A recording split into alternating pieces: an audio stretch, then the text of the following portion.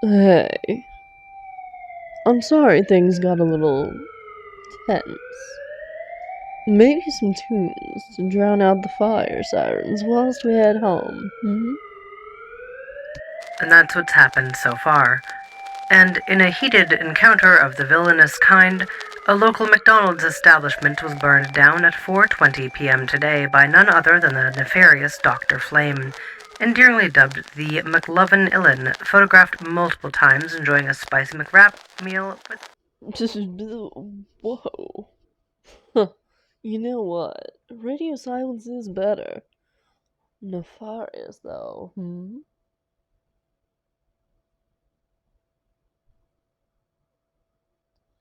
Oh, please, darling. Please don't be mad at me. I was just showing them a little motivation, that's all. Or maybe warm suggestions.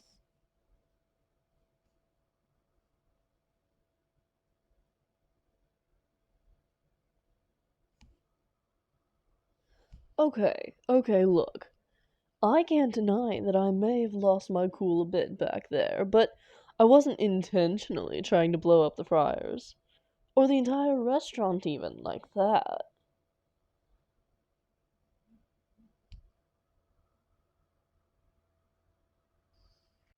Okay, I was, but not that intensely. Although, those crew members did look ecstatic when the fire cut off those awful beeping noises. One of them even asked for a selfie with me, babe.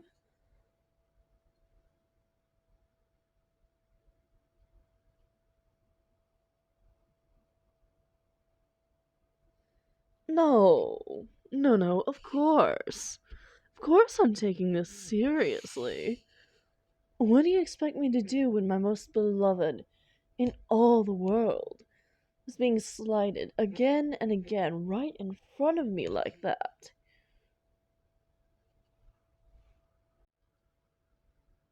Oh, but I didn't just do this over a measly lack of respect.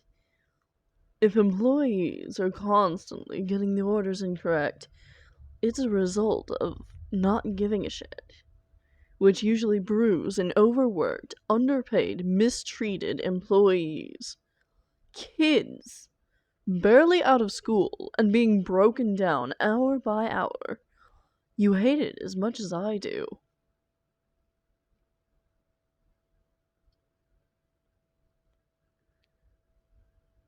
Well, you remember that one who smiled whilst taking our payment last week, and someone was screaming at them through their headset. What about the one that we saw the car in front of us spit at them through the window? The time we saw that poor 15-year-old trying to run the drive-through all by herself during the morning rush.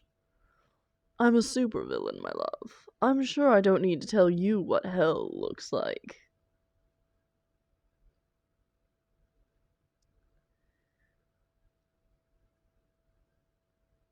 It's hardly a loss if one fast food place from a company worth over $200 billion disappears.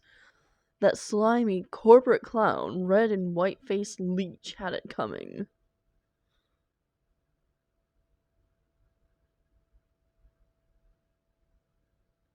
Hmm? Oh, I didn't. I mean, I did think about that. The employees will simply be relocated to the one across the street. Then they'll finally have those extra staff they always talk about needing. They'll have more on the team, so maybe they'll feel less overworked. And perhaps now they'll be able to complete a full order at last.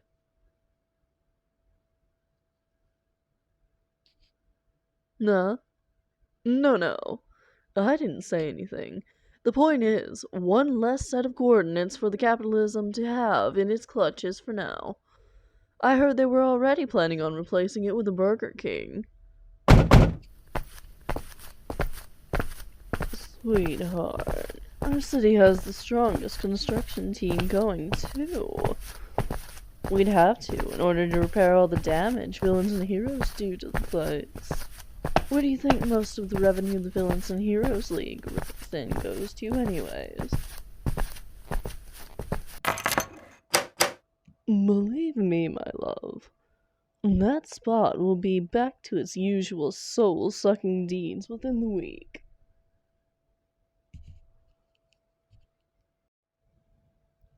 Oh. Well, I didn't think of that part worrying you so.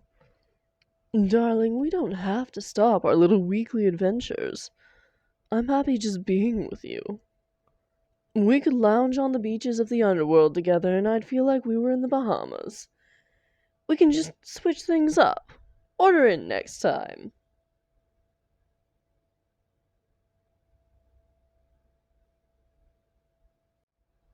Hey, we even have the Remorse Reforce programs villains and heroes sign up for. It's to lend their powers in the construction of the buildings. It's like a self-imposed community service, and why are you looking at me like that, babe? No, no. No, no, no, no, no, no, no. No, no, please don't give me that look, love. Darling, baby.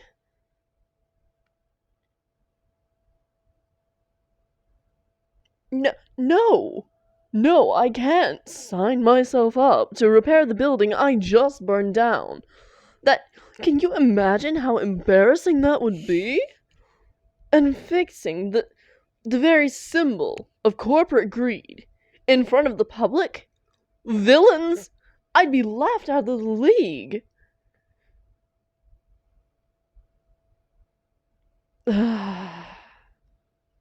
No.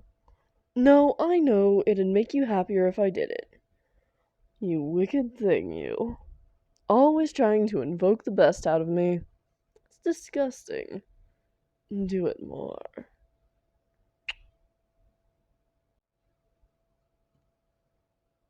Gods, but I'd have to be incognito, of course. There are unspoken rules amongst villains, you know, and one is that they gossip like a bunch of hens. No, no, no. I can't have the nefarious Dr. Flame going back on their word. You do understand, don't you, my darling?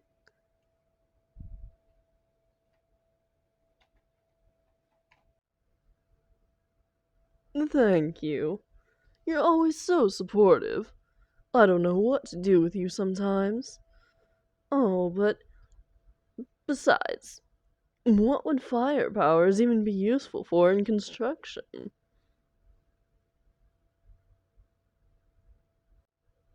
No, no. I suppose you're right. These deadly weapons will just have to do instead. Mm.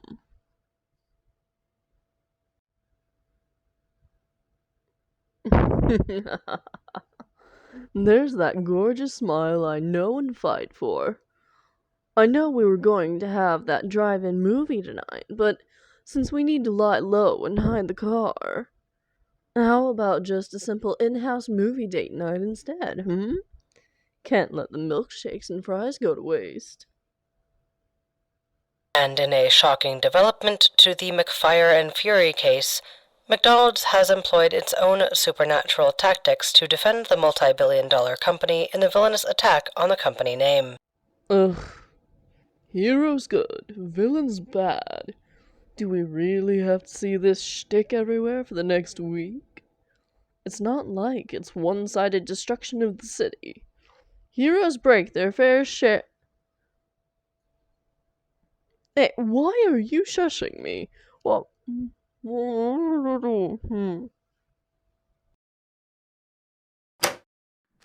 The corporate giant has received the unlikely favor of a declaration of protection from none other than the mighty Sergeant Spark. We bring you their live statement now. Thanks for the intro. The McDonald's, it's a symbol to the people of the States, to like the working class families and the kids, you know. A Happy Meal, it just brings joy to a child's eyes. That is what I'm protecting. who in the... Anyone opposed to the joy of the people, Oh, that's public enemy number one. And Dr. Flame, I'm coming for you, dude. Oh, good. Thank you for getting that. Commercial heroes are the worst, but that big lug. What does he know about the working class? Not enough to realize that places like McDonald's prey on them. Heroes have had powers getting them by their whole life. Who ever heard of Sergeant Spark, anyways?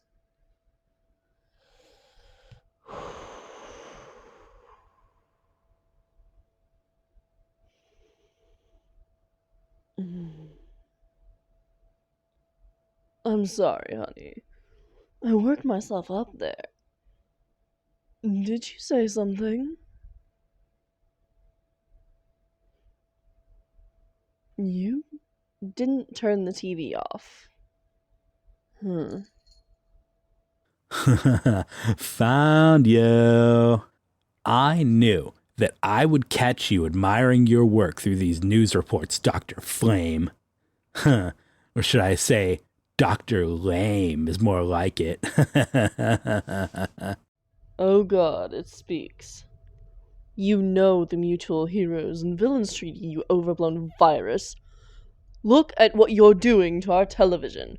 My partner paid good money for that. Partner? Telly? You mean this isn't your secret lair? Yeah. Why don't you take a good look around, Sparky McLightning? Villains do, in fact, live in homes.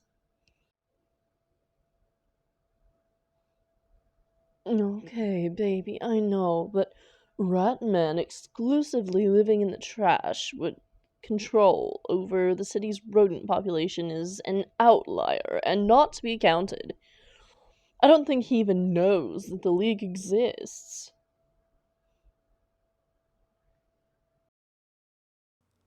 Enough, dude. Home or no home, I have come with you in mind, Dr. Lame. I thought long and hard about the most fitting punishment for the high and mighty, fun-sucking McLevinillin. I have a horrible feeling. Huh. We'll see if he's really loving it after this. Such a destructive and powerful bastard who only knows how to reduce things to cinders. Huh. Don't say community service. Community service. Hey! Babe, wait. Why did you say it too? The Remorse Reforce program, to be exact. Your lover holds the brains in your couple, it seems. Oh, yeah. Well, the egg is on your face, Sergeant Farts. Because I was going to sign up anyways. Now stand back, babe. We're going to have a plasma fry-up. I'll have to steal you a nicer TV after I'm done. Oh, typical villain, jumping to violence. I bet that you won't even show up to the Reforce pep meeting. You pompous eel, won't I? I'll be there day one. Me and my darling here are even planning to bake cookies. That's rich. But I am a hero after all. I have to hold you true to your word. In 48 hours, we'll meet at the Starbucks across the block, T minus 30 minutes before the pep talk. We'll be there. And to make sure you don't get cold feet. Remember, I have you on speed dial here. And don't forget, there will be gluten-free volunteers too. At last. Really, that can't be good for the TV. I'll make him pay for that if we lose the nature documentaries we have saved. Oh, you unplugged it. Ugh, I'm sorry, honey. That got way too lively. I cannot believe the nerve of him, though. In our house.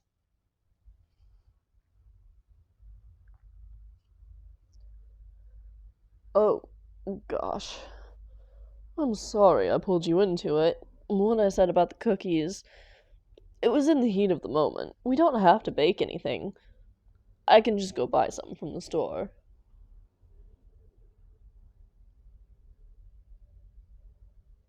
Really? You want to come with me? You thought it was sweet to bake cookies too. Oh my. Where would I even be without my firefly? You really are my better half.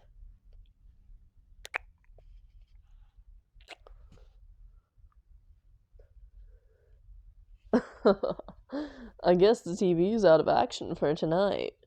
Baking date it is then. I just have one condition. That we put mustard in that meathead's portion.